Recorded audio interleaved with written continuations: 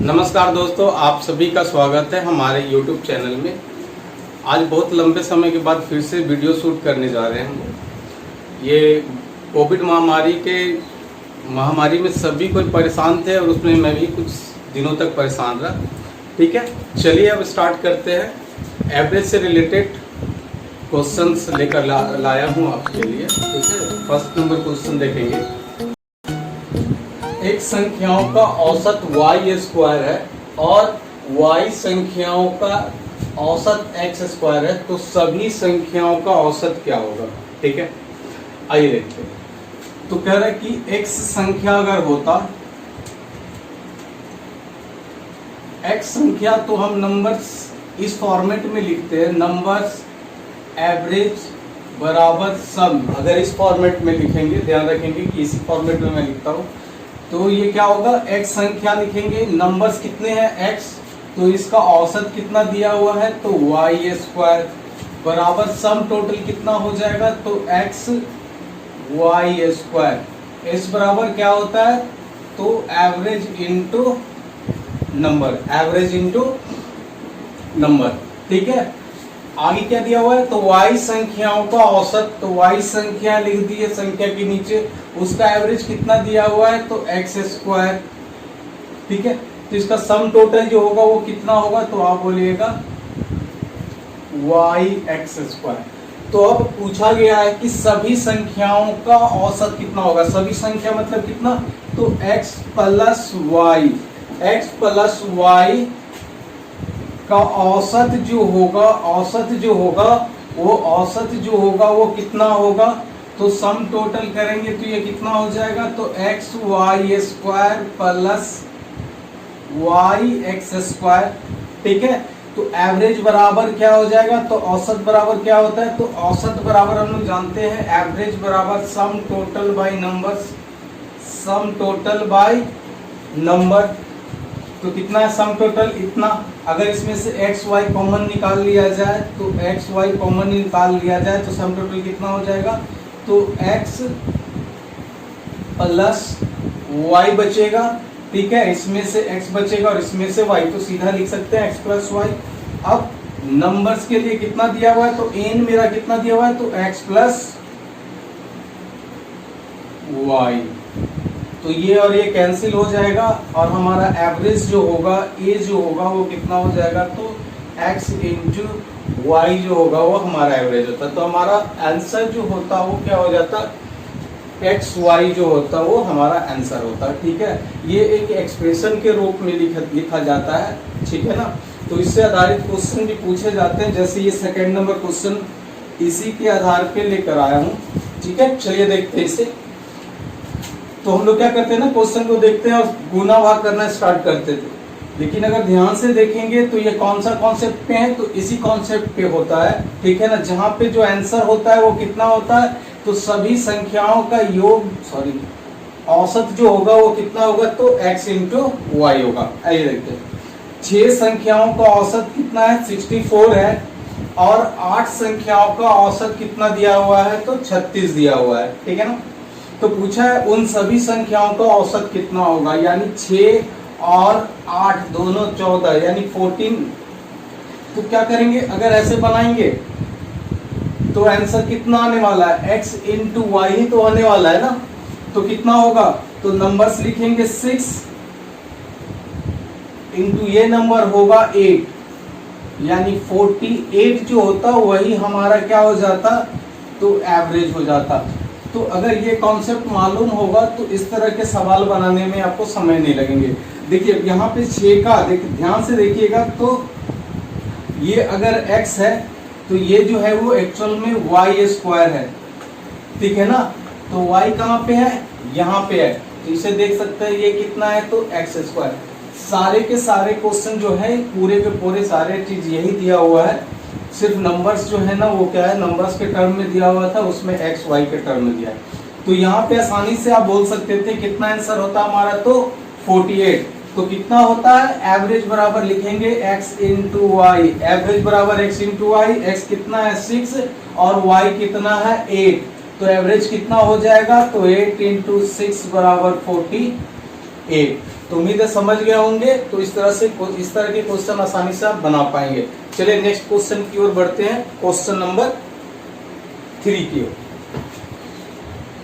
Next question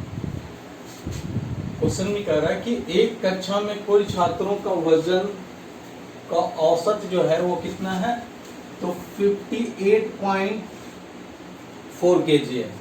जब 62.8 KG औसत वजन वाले 5 छात्र, कितने 5 स्टूडेंट, 5 छात्र उस कक्षा में और शामिल हो जाते हैं, तो कक्षा का कुल छात्रों का औसत वजन, ठीक है, 0.55 केजी बढ़ गया, ठीक है ना। तो पूछा है कि प्रारंभ में छात्रों की संख्या जो थी वो कितनी थी, प्रारंभ में छात्रों की जो संख्या जो थी वो कितनी थी, ठीक है। तो एक तो बेसिक से अगर बनाना चाहेंगे तो हम कह सकते हैं कि ए और इस फॉर्मेट से भी ये बनाया जा सकता है, लेकिन आपका समय बर्बाद नहीं करूँगा, इसलिए इसका बेस सॉल्यूशन हम लोग खोजेंगे। तो ध्यान रखेंगे कि ये अगर है ना, तो यहाँ पे ध्यान रखिएगा, अगर 62.8 केजी, ठीक है ना, औसत है, यानी किनके लिए होगा, तो ये पांचों के लिए होगा। टोटल ये कितना होता है, तो इंटू 5 कर देते, तो ये कितना हो जाता, 40, 314, ठीक है ना, 8 40 4 5 ठीक है। तो 314 केजी जो होता वो टोटल हो जाता, ठीक है। तो 314 केजी जो होता उसमें क्या हुआ होता कि ये 314 केजी में इतने के हिसाब से पहले क्या होता, अपना औसत ये पूरा करता, ठीक है ना, औसत पूरा करता। तो हम इसको इस तरह से कर सकते थे कि 62.8 केजी माइनस जो होता वो 58.4 केजी, एक के लिए पहले इसमें से माइनस होता, यानी एक्स्ट्रा जो रखता वो कितना रखता, तो एक आदमी जो एक्स्ट्रा रहता इनका, तो माइनस करेंगे तो ये हो जाएगा 4, ठीक है, और ये हो जाएगा 4, यानी 4.4 जो होता वो एक आदमी जो है ना, 5 में की बात नहीं कर रहे, एक की बात कर रहे हैं, तो एक आदमी जो होता 4.4 से ज्यादा का संख्या रखा होता, और यही बाद में क्या हुआ होता, तो सभी संख्याओं के बीच में बांट दिया गया होता, यही एक्स्ट्रा होता। तो एक में अगर इतना एक्स्ट्रा है तो 5 में कितना होता, तो आप बोलते इंटू 5 से कर देते, तो ये हो जाता 0 5 24 और 5 24 और 2 22, यानी 22 केजी जो होता वही जो होता वो एक्स्ट्रा होता, कब, शामिल होने के बाद और इतना औसत दे देने के बाद, यानी पांचों अपने अपने अपने अपने कितने, तो 1 2 3 4 5 सभी 58.4 58.4 58.4 58.4 दे दिए होते, ठीक है ना, और उसके बावजूद भी कितना बच जाता, तो टोटल का ये 22 बच जाता। अब क्या करते हैं, ये जो 22 होता वो टोटल में डिस्ट्रीब्यूट होता, तो टोटल में जब डिस्ट्रीब्यूट होता है, सभी में जब बराबर बराबर संख्याएं बांट दी जाती है, तो वही औसत वजन कहते हैं, यानी 55, वो 0.55 जो दिया हुआ है वही कितने के बराबर होता, तो 22 के बराबर होता। तो लिख सकते थे कि 0.55 जो होगा वो कितने के बराबर है, तो 22 के बराबर होता, और ये काट देते तो कितना हो जाता, 2 0 इधर लगा दीजिए, दशमलव हटा देते हैं यहाँ से, तो 11 5 55 और 11 दूनी 22, ठीक है, और 20 25 100, यानी टोटल जो होते वो कितना, तो 40, टोटल जो होता कितने के बीच में बांटा गया है, तो यहां से आपको पता चल जाता कि ये नया वाला जो है छात्रों की संख्या नया वाला, यानी कि 0.55 बांटा जाता, तो 22 को कितने में बांटा गया है, तो 40 में बांटा गया है, ठीक है।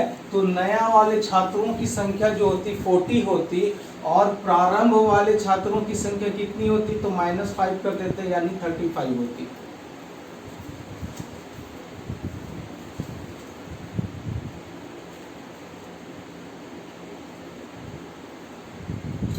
संख्या जो होती वो कितनी होती, तो 35 होती, यानी हमारा जो आंसर होता वो कितना हो जाता, 35 हो जाता। ठीक है ना, तो ध्यान रखेंगे ये बेस सॉल्यूशन है इसका, और इसे आप हटा सकते हैं, इसकी कोई जरूरत नहीं।